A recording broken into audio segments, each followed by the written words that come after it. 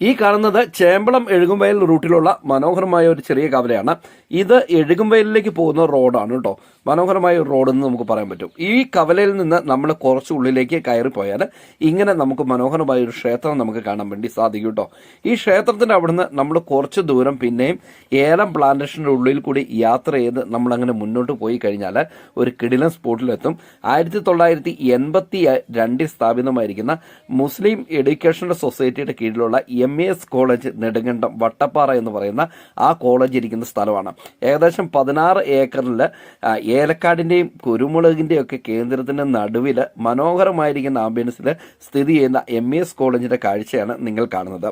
മൂന്നാർ തേക്കടി റൂട്ടിൽ നെടുങ്കണ്ടത്ത് നിന്ന് ഏകദേശം 10 കിലോമീറ്റർ മാറിയാണ് ഈ കോളേജ് ഇരിക്കുന്നത്. വട്ടപ്പാറ എന്ന് പറയുന്ന ചെറിയ ഗ്രാമത്തിലാണ് ശരിക്കും ഈ കോളേജ് ഉള്ളത് കേട്ടോ. എന്നാണെങ്കിലും ഏലക്കാടിൻ്റെ ഉള്ളിൽ ഈ കോളേജ് കാണാൻ തന്നെ അടിപൊളിയല്ലേ.